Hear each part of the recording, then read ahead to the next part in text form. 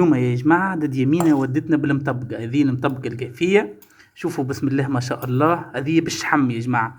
قولونا انتم منين، واصل المطبقة لا تعرفوها منين، توزري قفصي من الكيف ما شاء الله. هذه شوفوا كيف تعمل دد يمينة. الفارس متاع المطبقة يا جماعة ني، المكونات الكليكية خلطناهم رحيناهم مع بعضهم يا جماعة وحطيناهم. شوفوا في العجينة هذه متاع المطبقة ما شاء الله تبارك الله يا جماعة، تشهي على الاخر.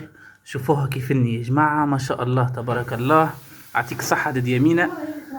وتوا يقعد السؤال المحير، اصل المطبقة من مدينة في تونس.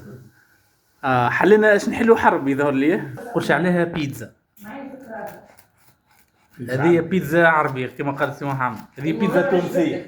المطبقة البيتزا التونسية. أبن سنة اللحظة ميمة قبل يرحمها تقول نحلوها ما شاء هكا الله باش ما شاء تبرد، الله نقصوها ربيع ما شاء الله. هذه المطبقة الكيفية ما شاء الله. ولا سميوها زادة خبزة بالشحمة ولا خبز بالشحم ولا كسرة بالشحم ولا كسرة بالشحمة، حسيت كل لهجة ولهجتها. يعطيك الصحة دي يمينة.